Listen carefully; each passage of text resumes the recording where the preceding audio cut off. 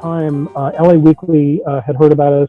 They came by, they did a story, showing, pictures of like, all the machines in our apartment, and our landlord saw the article.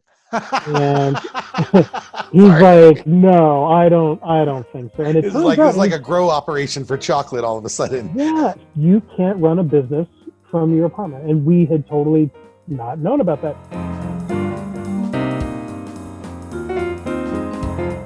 I'd like to thank everyone for joining me for this whole Life After VFX series. Welcome to A Cup of Joe, David.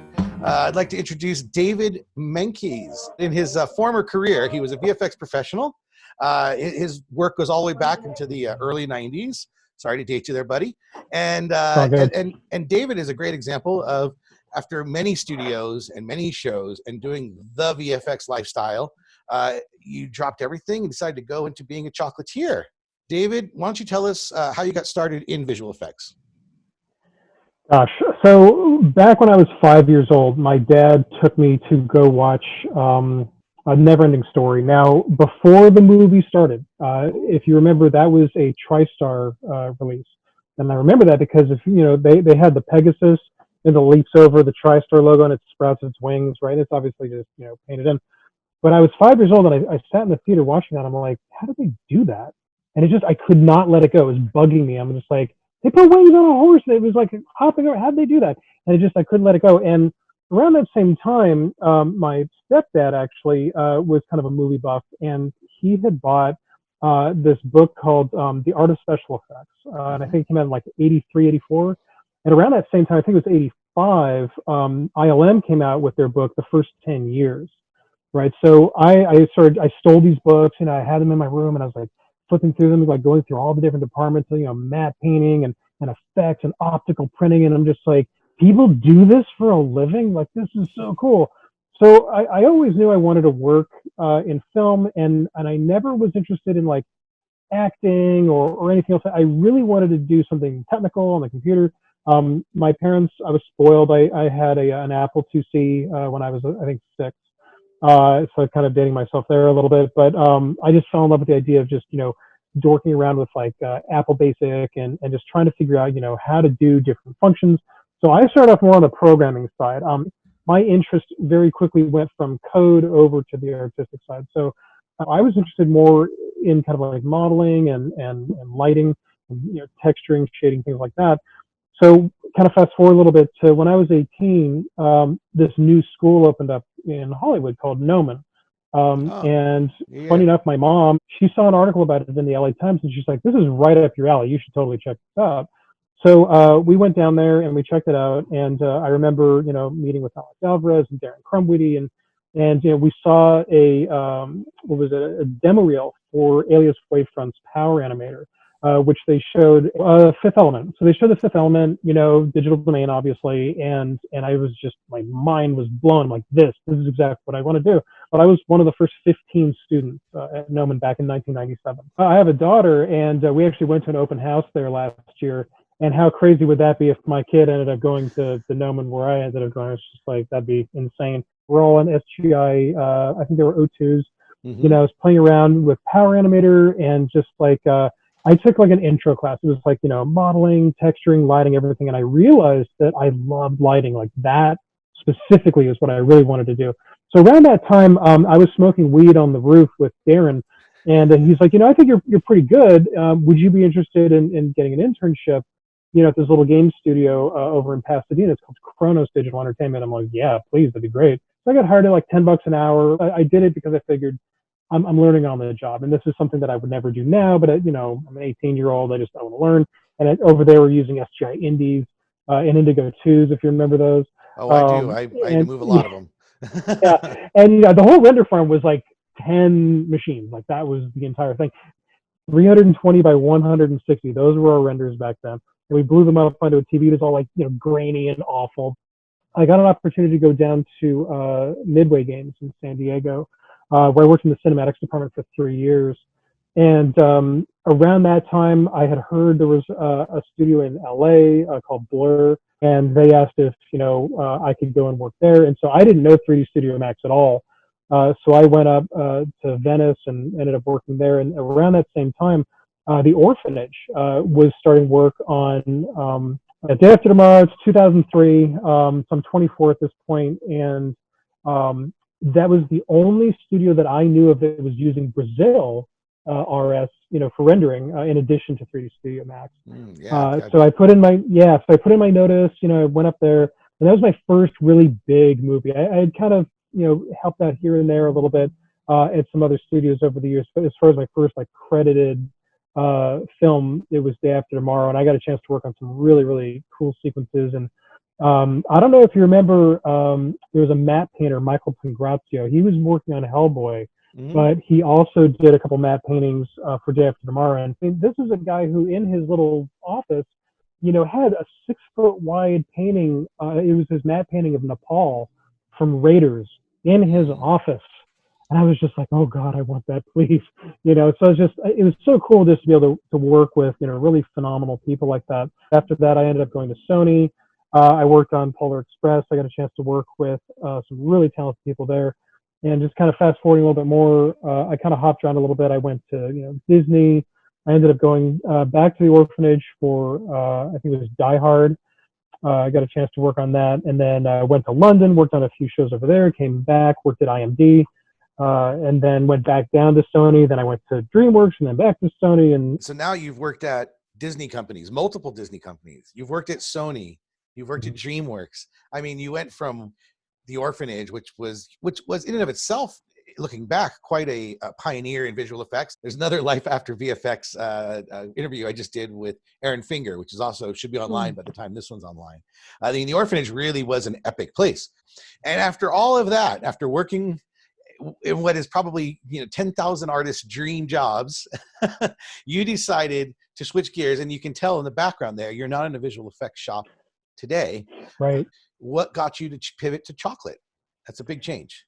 Yeah. So when my wife and I were living up in Novato in Northern California, when I was working at Image Movers, it's really close, about 45 minutes away from Sonoma and Napa. So not every weekend, but maybe 2-3 times a month, we would drive out to Napa and we would just go wine tasting, and we would just kind of go to these different wineries, and they would just say, well, what kind of wine do you like? And we're like, we have no idea. Over time, our palates kind of evolved a little bit, and we started getting, into the really subtle nuanced stuff of really interesting Cabernets or Cab Francs or Pinots or whatever. And so that's where we started really understanding the idea of terroir and microclimate, and the idea that, grapes growing on the sunny side of a hillside could taste completely different from wine made from grapes from, say, the shady side. Okay. So with that knowledge, when we moved back to LA, we decided, okay, well, let's go on vacation to St. Lucia. It's in the Caribbean, it's got some cool history. Let's just check it out. So we flew down there. So as we're driving around, we were kind of getting hungry, so we just pulled over on the side of the road and found this little food stand. We look across the street and we see these really weird looking trees with these really weird looking fruits, like these kind of orangish red, kind of they're the size of footballs. And we're like, well, what is that? So we asked one of the locals, we're like, hey, what is that? And they said, oh, those are chocolate trees. And we're like, what? And they're like, no, that's where chocolate comes from. It's from these trees. And we're like, really? Like, yeah, here, we'll show you. So we finished lunch, and this guy just took us across the street, and he had a machete, and he cut one of the pods off the tree, and he cracked it open for us. And what's really interesting is inside the pod, there are these little white seeds, and he's like, you can suck on it. So if you suck on it, it kind of tastes like lychee or grapefruit. It doesn't taste anything like chocolate. And I made a comment about that. I was like, this doesn't taste like chocolate to me at all. They said, well, it has to be fermented.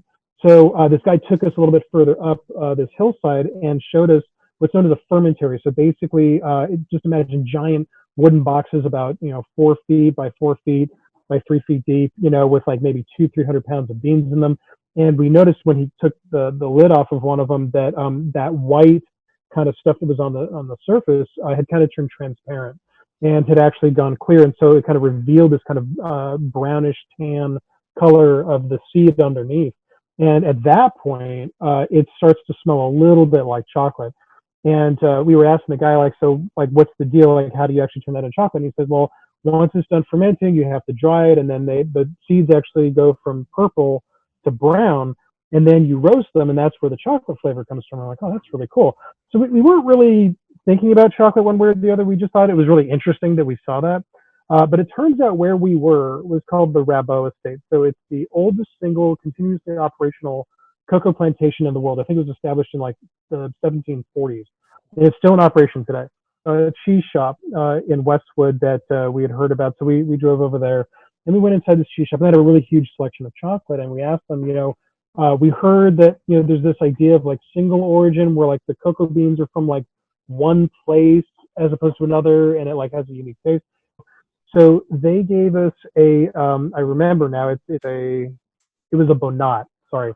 So it's a company in France called Bonat, and it was a porcelana bar. And I remember it was like $22, and this is back in like 2010, and it's just like $22 for a chocolate bar, are you nuts? And it's like, all right. So we got that, a couple of other bars, and we brought them home. And I remember we sat down, I think it was after dinner, and we opened up this bar, this porcelana bar, and we each took a bite and we kind of looked at each other and we're like, wow, this is so cool. It's like it tasted like chocolate, but not like any chocolate we'd ever tried before. And we opened up a couple other ones and we noticed that definitely there was a huge difference in flavor. And the only difference is where the cocoa beans came from. And we started this blog, and the idea was that we were going to, grab a chocolate bar, photograph it, do a write-up on it, and if we could, reach out to the chocolate maker and actually, have a little interview with them and talk about it. And we did that for several months, and before we knew it, we had like several thousand followers on Facebook, and I don't think Instagram was really a thing yet. So it was primarily that, a little bit of Twitter. And then chocolate makers started sending us chocolate just for free, just to say, hey, we want you to review our bar. We're like, all right. Mm-hmm. Around this time, there was this magazine called Chocolate Connoisseur Magazine, and they reached out to us and said, hey, we love your blog. Would you be interested in doing an article for us on the Northwest Chocolate Festival? And we're like, all right. And we ended up meeting, all sorts of really cool people, and they were just really interested in talking to us because a lot of, people had heard about our blog. One of the bean bar companies that we had interviewed was called Madre Chocolate out of Hawaii, and they were doing this thing called a cacao boot camp. And so I flew out there. It was for a week, and basically it was a class, like a crash course on all things chocolate, starting from the cocoa trees, how to do grafting, how to, do pruning, how to do soil amendments and all that fun stuff, and harvesting and doing fermentation and understanding the temperatures and the yeast and all this different stuff, and then from there drying the beans and actually making a batch of chocolate. So that was the first time I ever made chocolate in this little tiny wet grinder. And what ended up happening was, for some reason, I don't know why, but in this class we weren't wearing gloves. And I hated getting chocolate on my hands. Like, it just grossed me out. I just was not interested in that at all. I was more interested in the tree side of things. So we were thinking about maybe, doing a documentary or something like that, maybe shooting some really cool footage in some, country where they're growing cacao. So if you remember my old producer, Juan Bronson, he used to work at IMD. Yes, with us, and the orphanage. He had left, and the orphanage. That's right. Yes. Yeah. So I mainly worked with him at Image Movers, and I remember before the company folded, he's like, I'm done. I'm going to take over my dad's plantation down in Guatemala, and it was like hardwood or something, and I don't really remember. I was like, and I just thought, well, but he's in Guatemala, maybe he would know. So I called up Juan and I said, hey, what do you know about cacao? And he's like, no, I'm growing it. Remember, I told you I took over my dad's hardwood forest. Those are the shade trees. Cacao needs to grow in the shade of other trees. So we're planting cacao, and we're going to start selling cacao trees. And I said, wow, are you looking for like investors? He's like, sure, I guess. Why don't you guys come on down and check it out? We flew down there, fell in love with it. We thought it was really cool. And we ended up investing a little bit of money with him just to kind of like set aside some land for us. And we started planting a couple of trees there. And the thing is, while we were down in Guatemala, we were driving all over the place. So kind of the Napa Valley of Guatemala for cacao is called Alta Verapaz. So that area is like, it's kind of like the highlands. There's just like tons and tons of cocoa trees everywhere. And we would just meet with different farmers, and we would just get little samples of cocoa beans, like, pound here, 2 pounds there, whatever. And I ended up filling a duffel bag with all these different samples of cocoa beans, right? And I have all these cocoa beans, and it's like, well, what are we going to do with all this stuff, right?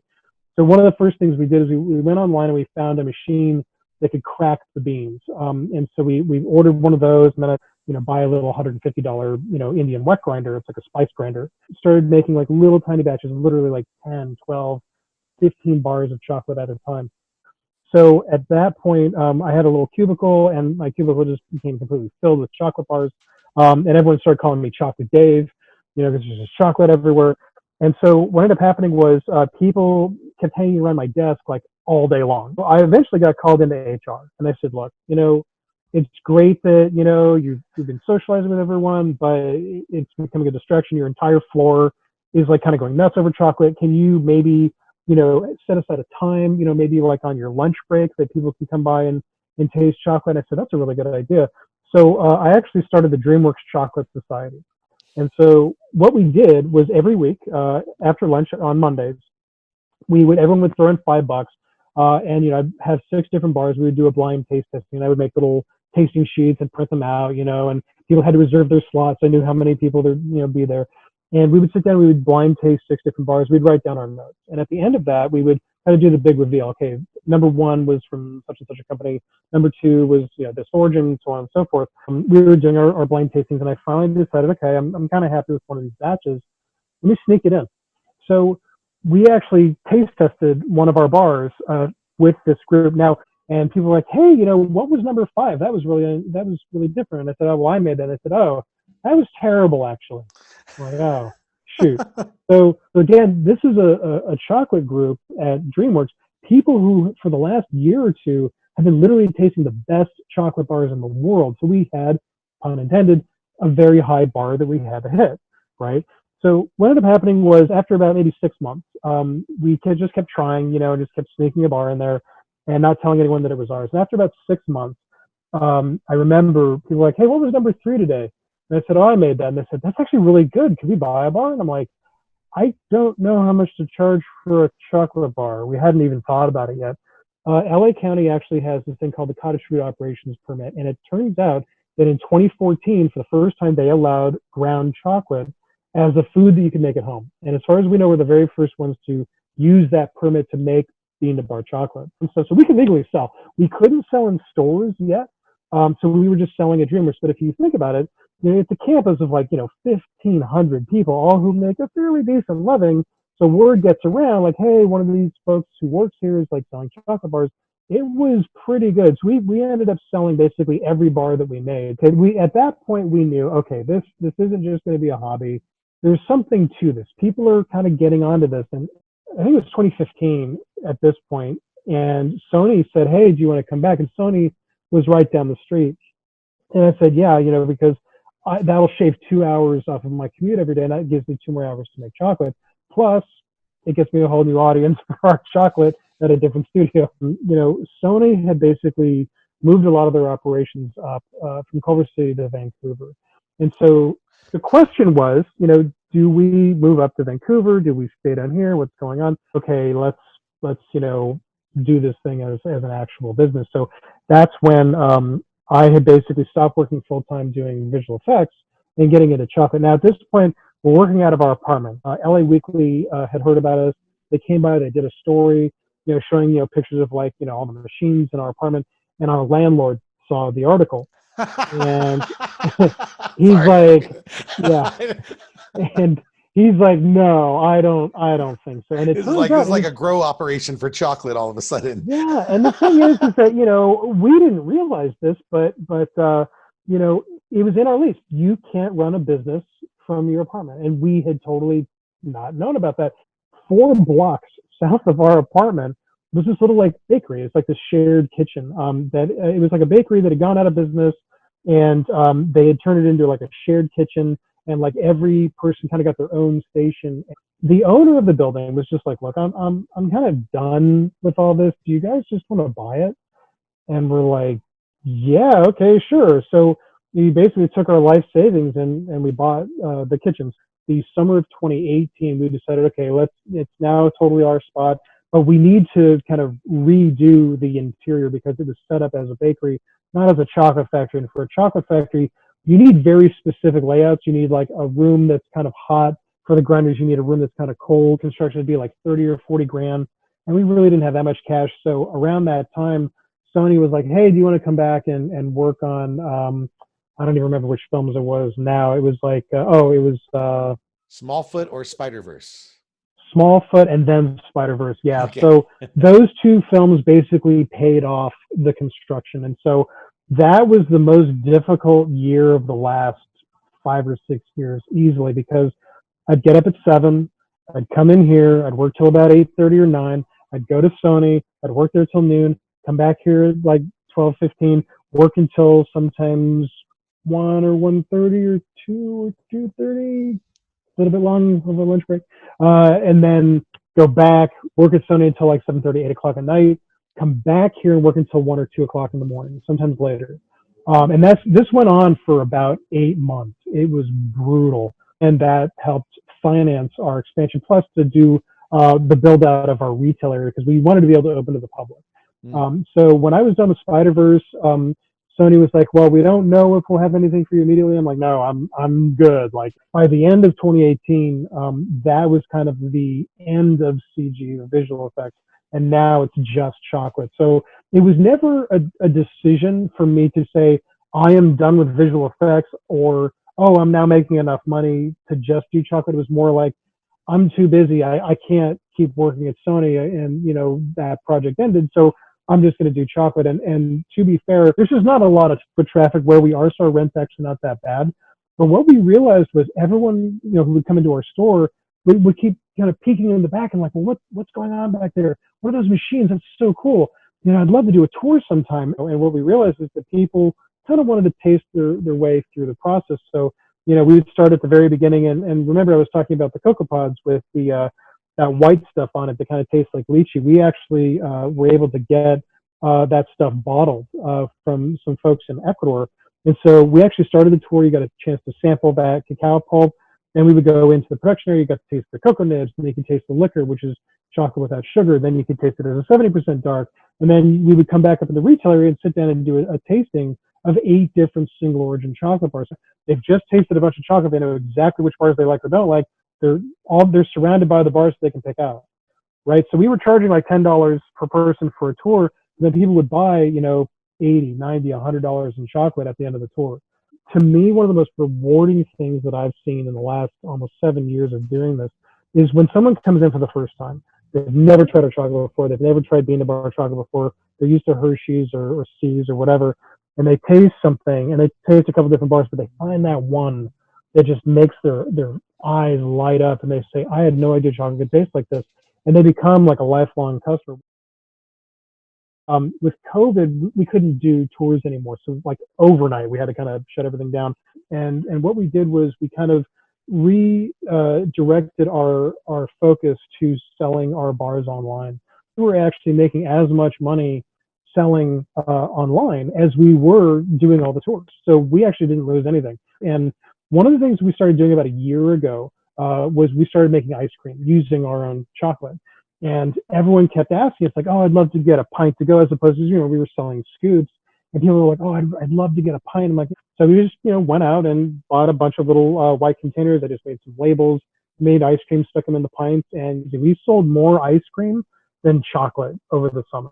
So it's really important. And I would say this for anyone who's kind of looking to start their own business is, don't put all your eggs in one basket. Don't rely on just a single income stream. If you can kind of diversify as much as you possibly can, that kind of spreads your risk. You didn't leave VFX because VFX was killing you.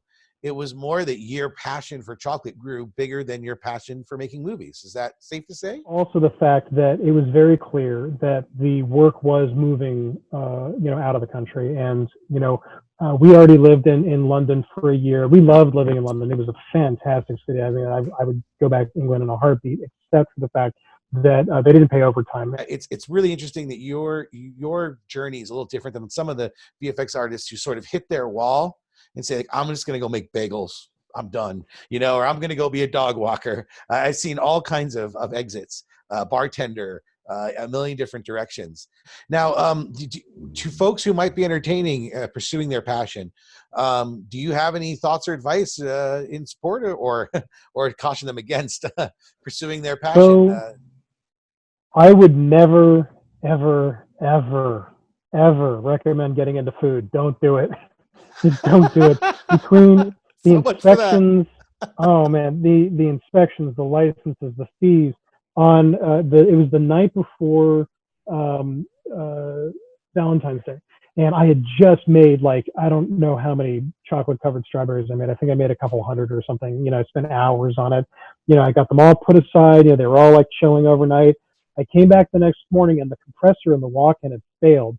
So instead of it being a nice, cool 40 degrees inside there, it was like 90 degrees inside there. So That's awful. every single strawberry, chocolate covered strawberry, they were all ruined. And so this was literally the morning of February 14th, right? And we had orders going out that day. Yeah, I would say, anyone wanting to start their own thing, if you can figure out a way to do it from home as a starting point with, minimal investment, as few hours as humanly possible, and just be really smart about it. Don't go out and, buy a building or sign a lease on a super expensive place. It has been extremely rewarding, but I would say you have to have a very specific type of personality to do this. It's not for everyone. Gosh, I promise you I will be stopping by. 2 trips to LA, business trips. I planned on going there. I couldn't make it because of meetings and such, but I really do want to go down there, and my next trip down one day, 2021. I really appreciate your time.